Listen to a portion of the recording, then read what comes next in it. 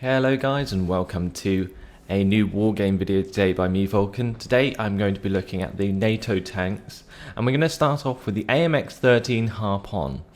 Now this is an extremely effective counter rush tank. It comes with a autocannon as its main gun, which is extremely powerful because of its extreme rate of fire. Now technically it's not an autocannon like the 20mm and 30mm autocannons. It's like a gun that has an auto loader, that's more what I was talking about, which has 75mm rounds. And that's what gives it a huge rate of fire of 19 rounds per minute. It has a range versus ground of 1,575 meters, which is really short for a tank, but only has an accuracy of 3, AP power of 6, HE power of 2, and a suppression of 87, so it's not very powerful. But the reason I say it's good against rushes is because most rushes tend to include light vehicles. And if you're going to be using anything against light vehicles, you're not going to need a huge amount of AP or HE power. So in general, these can do very, very well for shooting at both infantry very, very quickly and also at light vehicles like APCs and so on. Furthermore, they have a quite decent ATGM for their price. Now they only cost 20 points, but you get a SAC-Loss ATGM with 2,450 meters, accuracy of 7 and an AP power of 16. Now this is a mid-range ATGM. It's not that effective against heavy armor, but it can still really damage those lighter medium tanks, and you can seriously pack a punch with these harpoons. Now the suppression is 150 and rate of fire of 18 rounds per minute, but the trouble is they only have 4 of them, so you're never going to get that many off in that amount of time anyway. Then he's got a machine gun to help him out with against infantry, so again just kind of helps with the firepower versus infantry rushes especially. Now we've got 2 front armor, 1 side armor, 1 rear armor, 1 top armor. Not the best, but obviously it's a cheap light tank, so you can't expect it to have much more than that, but it is pretty fast off-road, 60 km per hour, and a road speed of 110 km per hour like most tracked vehicles. So a decent tank to counter rushes. Pretty much what it's good for, and also for using cheap AGMs to kind of push into the enemy with the support of heavier tank. That's also what it can be used for. Then we got the AMX-10 RCSB, not a tank I see used a lot, but very quick. We got 1925 meter range, 8 accuracy, 12 AP power, 3 HE power, suppression of 121, and a rate of fire of 7 rounds per minute. We got the NF1 machine gun, same as the Harpoon. We got 3 front armor, 3 side armor, 1 rear armor, and it goes extremely fast at 85 km per hour. It's also wheeled, so it goes 150 km per hour on road. Now the really nice thing about this particular vehicle is I find it's really good for when you see units sneaking around the edge of the map on their own, or just do like a little small group of APCs with infantry trying to sneak around. You send one of these, or 2 of them maybe, in a little squad to go and deal with them, because their HE power of 3 is going to be able to take care of those infantry very nice, and they can also completely outmaneuver their APCs with their high speed of 85 km per hour. So they're very good reactionary forces, which I find are really good for countering flanking. And you keep them on your flank with a recon vehicle, they're going to do quite well, to be honest. But I don't see them used too often, purely because often people like to spend the 30 points on something better. But in my opinion, it's quite a good tank, if it's used correctly. So now we're moving on to the AMX-30. This is probably one of the most accurate tank trees in Wargame Airland Battle. The first one, the AMX-30, has a cost of 30, has a range versus ground with its main cannon of 1,925 meters, has an accuracy of 8, but only a AP power of 9, HE power of 3 like most main guns of tanks. We've got a suppression of 121 and a rate of fire of 7 rounds per minute. So this isn't as fast firing as the AMX-13, but it's still pretty effective because of its accuracy. Now, again, this would be a good tank to help with supporting heavier tanks. It would never really go well on its own unless you're trying to counter enemy light pushes with rushes, for example. But I think the AMX-13 deals with that so much better, and with the HDGM it actually holds its own against even heavier targets. So this AMX-30 sometimes I think is not necessarily worth it. However, it does have the good traits of the AMX-30 tree, like the extra speed. You've got 60 km/h speed, which is pretty fast for a tank, 110 km/h road speed because it's tracked, obviously. You've got 6 front armor, which isn't too shabby for such a cheap tank. We've got 3 side armor, 2 rear armor, 1 top armor. Now the AMX-30B doesn't really increase its hull that much, but does gain access to a slightly better gun and an added autocannon. So we've got increased range, 2,100 meters on the main cannon. The accuracy stays the same, but the AP power is increased by 2 to 11, which isn't a significant increase. Doesn't make the cannon that much better, but it adds an autocannon, which I don't think is really that worth it. But basically, you can see it's a 20mm autocannon, range versus ground with 1,575 meters, and range versus helicopters of 1,575 meters. Probably one of the only tanks that can effectively defend itself against close range helicopters. Then we've got an accuracy of 2, AP power of 2, HE power of 1, which is the same for all autocannons, suppression of 46, and a rate of fire of 160 rounds per minute. Now, unlike other autocannons, this autocannon does have AP power, making it very effective the closer you get to enemy tanks. So, and also because it's a kinetic round, it amplifies the AP power the closer you get as well. So you'll deal more damage the closer you are with that autocannon, which is extremely powerful at close range. And the tank only costs 40. So if you would like something that can deal with light and medium pushes through forests and so on, then this is probably your tank of choice. Sort of medium range combat is really where this will feel at its best, because you've got the decent accuracy cannon for its price, and you've got an autocannon that can fire at 1,500 meter range, or 1,600 nearly. Then you got the AMX-30B2. Now this gets a slightly better hull upgrade. We go from 6 to 7 front armor, 3 to 4 side armor, and the top armor is also increased by 1. You get an extra 10 km/h speed off-road, and also the cannon is further upgraded to 10 accuracy and 12 AP power. So the rest stays the same. It's basically an upgrade to the cannon and an upgrade to the speed, something that I think is definitely worth it with the AMX-30B2. So if you're going to get an AMX-30 series, get the B2, because I think it's probably one of the best in the series. Then if you continue, you get the Brennus. This is the AMX-30B2 Brennus. Now the gun is further upgraded up to accuracy of 12, which I believe matches the highest accuracy stat you can get on a tank main gun, and that is basically a 60% hit chance without any veterancy modifiers.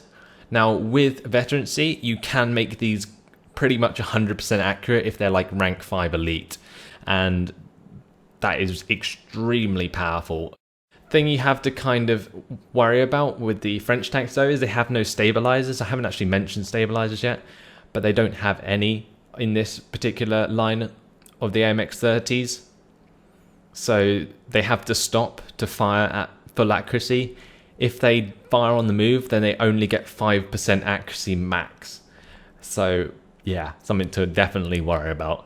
And we got 16 AP power. That amplifies the closer you get because it's a kinetic round.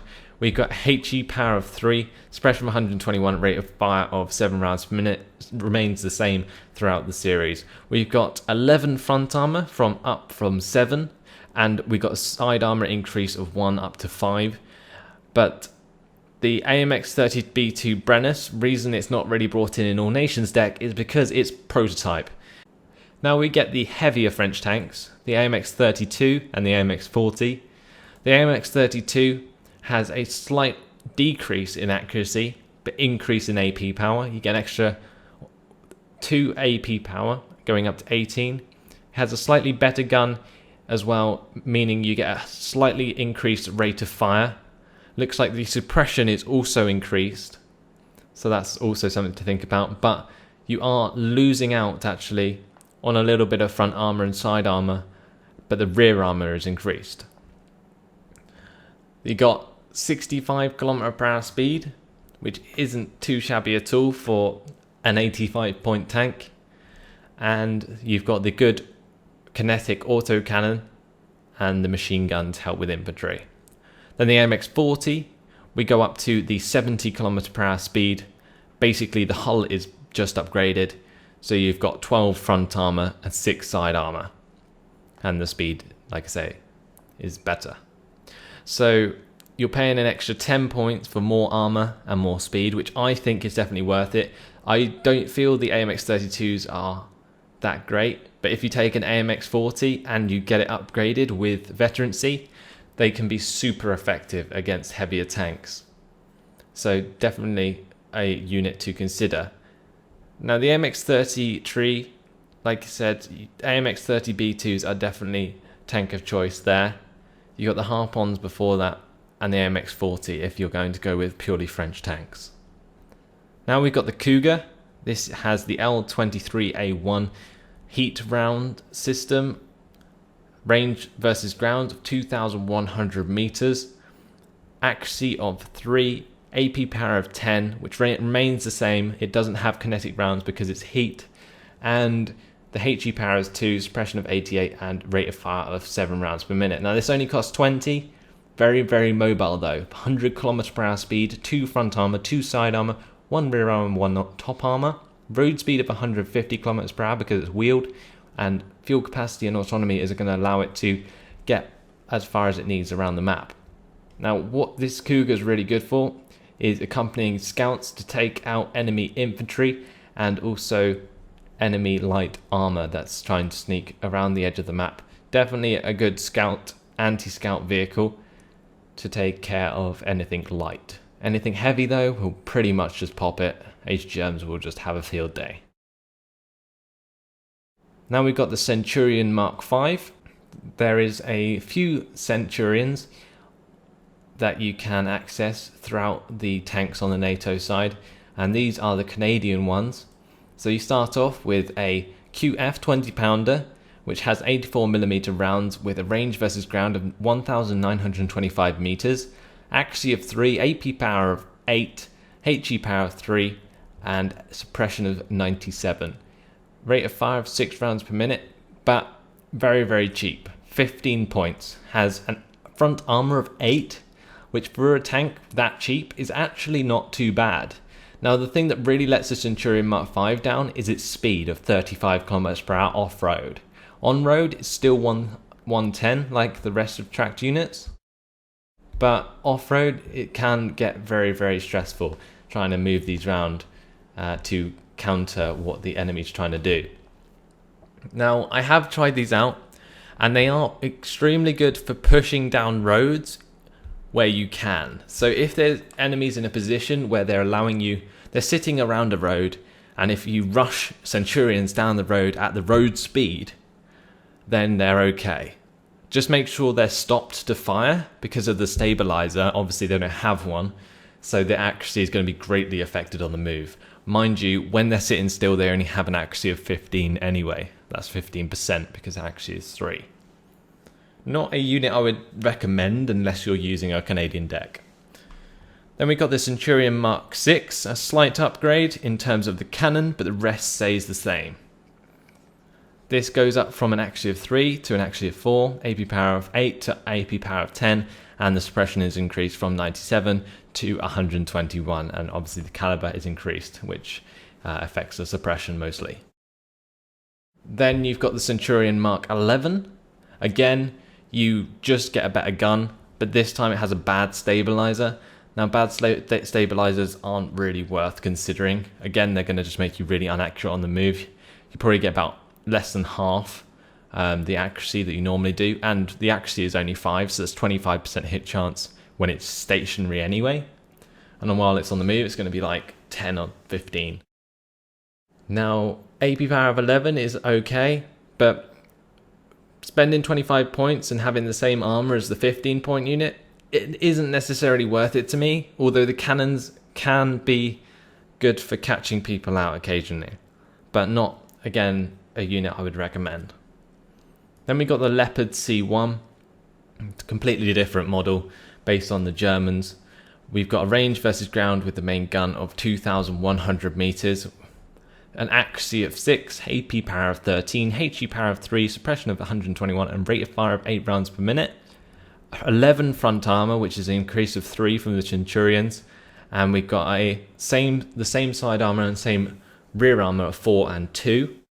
But the speed is greatly increased from the Centurions. Centurions have 35 km per hour speed. The Leopard C1 goes up to 65 km per hour, which is much more useful. But you must consider that you have jumped from 25 points to 50 points units. And if you consider the Leopard C1 compared to the AMX-30B2, this is a lot better, the B2, than the Leopard C1. Now the C1 has better armor, but a much worse gun in my opinion, because the accuracy of 6 is nothing compared to an accuracy of 10 and an extra autocannon. So to be honest, AMX-30B2 really outshines the Leopard C1, but if you want more armor, then it's your choice. Then you've got the Centurion 84mm, it's exactly the same as the Centurion Mark V. You've got the Centurion 105mm, which is basically a increased version of the Centurion Mark VI and the Centurion Mark XI. We go up to a 35-point Centurion with an accuracy of 6 compared to the accuracy of 5 of the Mark XI. Now that's really all that increases other than the range. The range also goes up to 2,100, but you are basically remaining the same elsewhere. Then you've got the Leopard 1A3DK, basically a Danish version of the Leopard. You're getting a reduction in AP power of the cannon and armor at the front. Now another thing I forgot to mention about the Leopard C1 though, is that it does have 65 km per hour speed and good stabilizer, so it's more a good frontal assault tank if you want to keep it cheap. The MX-30B2 has to be stationary to deal the damage with its accurate gun. The C1 not so much, because the stabilizer of good, I believe, is between 75 and 85% of its original accuracy. The accuracy is only 6 though. Still, it's not great. Then if we continue to move on, we go on to some of my favourite tanks, the Chieftains and the Challengers. Now, you're probably wondering why they're my favourite tanks. It's purely because they're British, of course, and we've got a 1,925 metre range on a 120mm cannon, which is very, very powerful for a 35-point tank. Now, the Centurion Mark II is probably the most value for money out of all of the Centurions. You've got an accuracy of 5 and an AP power of 13, HE power of 3, suppression of 138, and a rate of fire of 6 rounds per minute. 11 front armor, 6 side armor, 3 rear armor, 3 top armor. But the thing about the Chieftain Mark II, similar to the Centurions, it's very slow. 40 km per hour speed is going to annoy you very much. It does annoy me, and I even like the tank. Then you've got a road speed of 110 km per hour, which is what you kind of have to rely on to get it around the map. But once it's off in its attack duties, then it's going to be very, very slow. Now, the reason I like this tank is because it's got really good front armor for its cost and really high AP power for its cost. And I think this Chieftain Mark II is really good for either sitting in the edge of forests and ambushing heavier tanks, or pushing over the edge of hills. So say there's people camping on the top of hills, and you push up a load of Chieftains Mark IIs. I think these deal with that situation very, very well. I tried to demonstrate it before. Unfortunately, it didn't go too well, but that was because they were using a lot of HGMs, which will still pop these cheap Chieftain Mark IIs. Now, Chieftain Mark Vs basically get an increase in range for 45 points. They also get an increased back armor from 3 to 4.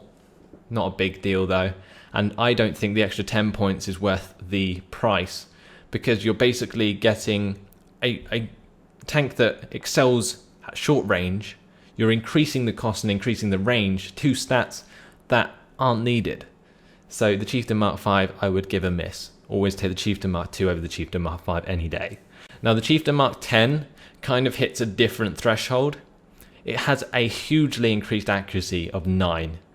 It has a medium stabilizer to help it while it's on the move, but you're not going to be moving it often. And the good thing about the Centurion Mark X, it's a very good slow advancing main tank. 40 kilometer per hour speed, similar to the rest, but the hull front armor is greatly increased to 14. Now this tank costs 65 points, don't forget, and you're already getting exceptional front armor. You've got a 2,100 meter range, accuracy of 9, AP power of 15. So this is the sort of tank that you use at longer ranges, not at closer ranges. And you snipe units from longer distance, hope that your front armor keeps you alive long enough, and then you push forwards once those units are dealt with. Now, these Chieftain Mark X require a lot of recon because they are poor optics, so they're not going to be spotting their own targets. And without them, the range is completely useless, and so is that accuracy. So definitely keep recon with them, and the front armor should keep you alive long enough. Now, if we continue, you get an even better tank. Probably my favorite tank in the entire game. The Challenger 1.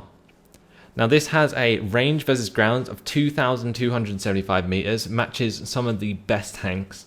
We've got an accuracy of 10 and an AP power of 17. Now this is similar to the other two top tier tanks, the Leopard 2A1 and the M1A1 Abrams, except from it lacks in both accuracy and AP power in comparison. Now it shares the same accuracy as the Leopard, but it's less than the M1A1 Abrams, and it also has lower AP power. But the thing that makes the Challenger so good compared to the Leopard and the Abrams is actually its front armor and its side armor. Now this front armor matches the Leopard 2, but is better than the M1A1. The side armor though is 10, which is better than both the Leopard 2A4 and the Abrams. So this is a very well armored tank that can snipe things from a great distance, and that's what it is good for. It's very good, max range, soaks up ATGM shots, and has a slow speed so it can slowly advance towards the enemy and stop to fire when it needs to. Now that's another thing you have to consider with the Challenger. It doesn't have a good stabilizer, so make sure it's using a attack move option where it will stop to fire anytime it spots an enemy. Again, keep it with recon because its optics of medium aren't going to be spotting very much at all. Now we've got the Scorpion light tank, another quite cool tank that I like. It's got a 2,100 meter range, considering it's only got a 75mm round. I think that's pretty cool, pretty long range little thing. Accuracy of 3, AP power of 10, HE power of 2, suppression of 88 and rate of fire of 7 rounds per minute. The thing I really like about this little tank is it's really good for suppressing enemy flanking with the really fast speed off-road of 70 kilometers per hour.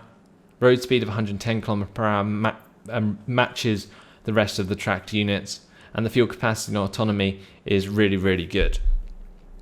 So basically, it's not going to stand up against anything heavier than a light tank on its own, because the accuracy is not really good enough to match other light tanks.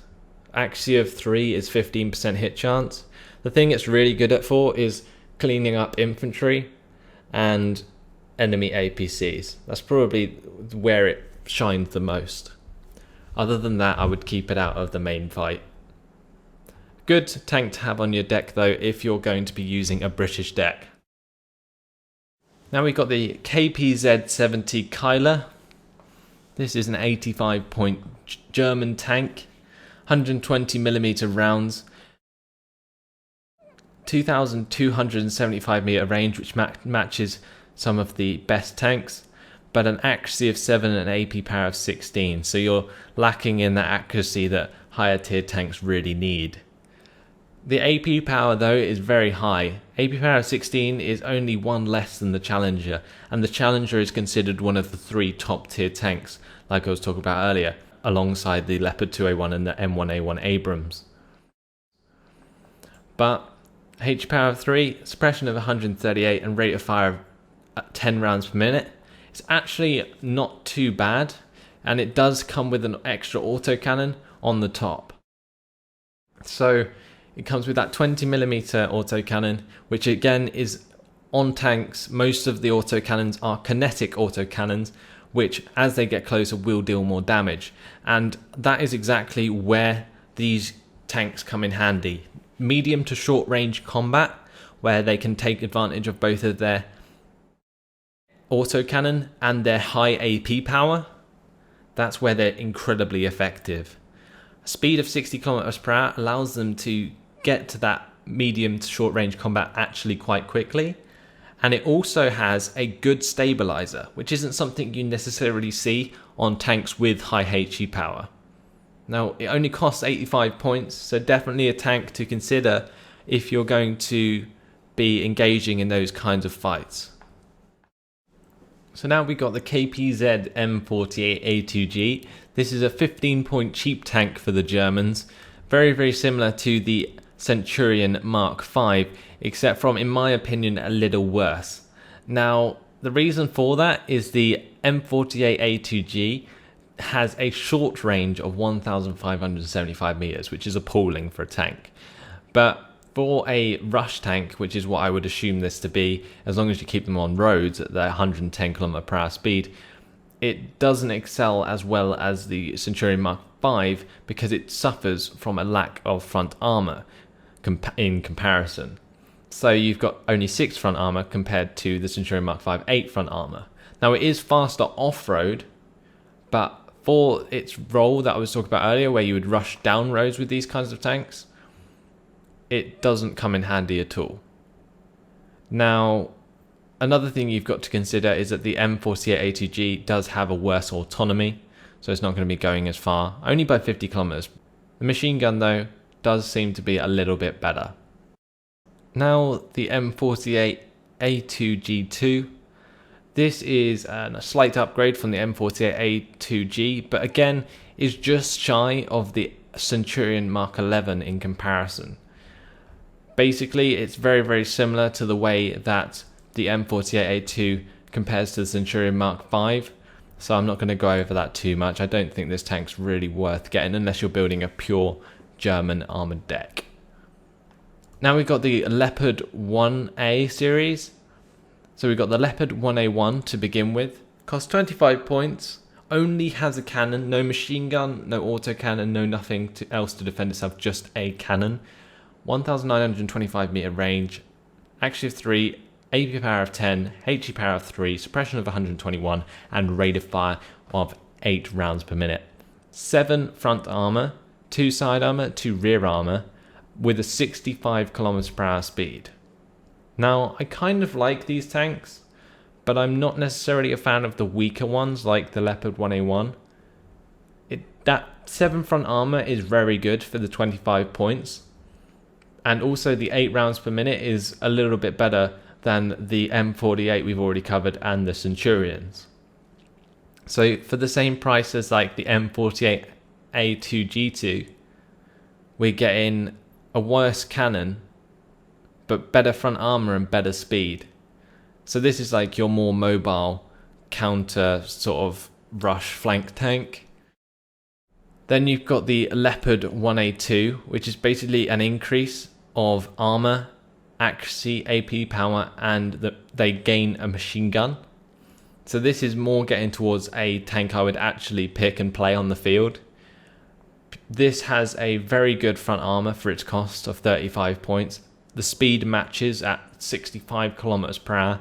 The accuracy of 4 is a 20% hit chance with an AP power of 11, which isn't too shabby against other light and medium tanks. And the fuel capacity and autonomy is also very good on this particular series. We've got the Leopard A3, which gets an increased armor for an extra 5 points. You can see the front armor increases from 9 to 10, and the top armor increases from 1 to 2. Then increasing again to the Leopard 1A4, you get better optics and a better gun. in going from accuracy of 4 to an accuracy of 6 and an AP power of 11 to an AP power of 12. Also, it makes a jump in range from 1,925 meters to 2,100 meters. Now this is another unit that I would like to use. So far, I would take the Leopard 1A2 and the Leopard 1A4 from this series if I had the choice.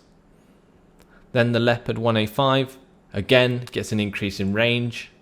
We go to 2,275 meters, matching the high tier Leopard 2A4 and the Abrams. We've only got an accuracy of 7 and an AP power of 15. An 11 front armor, which again is another increase in front armor. But the Leopard 1A5 remains a prototype for the Germans. So these are only going to be found in your German decks. Stabilizer also goes up to good. I really like these as your sort of medium supportive tanks for your Leopard 2A4s. Leopard 1A5s and Leopard 2A4s work really well together, and I think the Leopard 1A5s are extremely good if you give them a little bit of veterancy to help with their accuracy. They can really stand out, especially with the extra range that they have, can catch out a lot of players who think they can match them with other medium tanks because they don't have the same range. So yeah, Leopard 1A5, definitely a recommended pick if you're playing a German deck. Otherwise, take the Leopard 1A4s and the Leopard 1A2s. Now we've got the Leopard 2 series. So we've got the original Leopard 2 here, starting at 2,275 meter range and the same accuracy as the Leopard 1A5. But you've got a slight increase in the AP power up to 16, the HE power 3, suppression of 138, rate of fire of 10 rounds per minute, but you're going from 60 to 95 points. And that basically is increasing the front armor a ton up to 15 and the side armor from 3 to 5. Also, the Leopard 2 gets an increase in speed from 65 to 70. And you've still got a decent fuel capacity and autonomy. Then you've got the Leopard 2A1. You get an increased accuracy on the main gun, increase in front armor and side armor from 15 to 16 and 5 to 7. And you get better optics as well. Then from there, you go to the Leopard 2A4, which is probably one of the best tanks in the game. You go from 16 front armor to 19 front armor. You get an increased accuracy from 8 to 10, AP from 16 to 19, and the stabilizer goes from good to very good. So definitely a great change. Now the Leopard 2A4 is the most expensive NATO tank that you can buy. And it really does hit units very hard. Now, it's got slightly worse accuracy than the Abrams, which I think may cause it to get its price reduced in the future, maybe by 5 points odd. I think the Leopard 2A4 is worth about 140 points, not necessarily 145, purely because the M1 Abrams only slightly lacks in stats in comparison, but still remains more accurate than the Leopard 2A4. So the Leopard 2A4, definitely a good tank to put up against heavy NATO armor. But the thing is with NATO armor compared to packed armor is that packed armor has 80 gems most of the time. So say in most of the time people compare Leopard 2A4s to T80Us, for example, because they're both the highest cost on either side. The Leopard 2A4 costs 145 points on the NATO side. The T80U costs 170 points on the pack side. Okay, let's think about this. So you're getting an extra 25 points on the pack side for your best tier tank. That means, in theory, they're not in the same tier at all, because you're getting an extra HGM added on for an extra 25 points, right? And I think in a lot of ways that's very overpowered, but then a lot of people would argue that the idea of NATO tanks is that you don't use them to attack front on, because packed armor is very much to do with front-on assaults, like in your face, I'm going to punch you here, and you're not going to like it very much. Whereas NATO armor is much more tactical than that. With NATO armor, it's more about flanking. They're a lot faster. They have the 70 km/h speed. They still have high armor, but they also have these good stabilizers. And that means that when you say, for instance, use a Leopard to a 4, say you bring in 2 of them, you use one far on the left and one far on the right. So if anything comes down the middle, you shoot on both sides, and always one will be shooting in, at least one will be shooting in the side. Whereas with Pax Army, you don't have to worry about that so much because you've got HGMs. You just sort of go bam and down the middle. Definitely different strategies that NATO use compared to Pax. And although the Leopard 2A4 is the most expensive NATO tank, I don't think it's the best. I think the M1 Abrams is the best, but I'll explain that when I get there. And that's it for part 1 of the NATO tank tutorial. So hopefully it's been useful. Hopefully you've maybe learnt something, had fun watching and so on. So thanks for watching, hope you've enjoyed it, and I'll see you in the next video. Goodbye.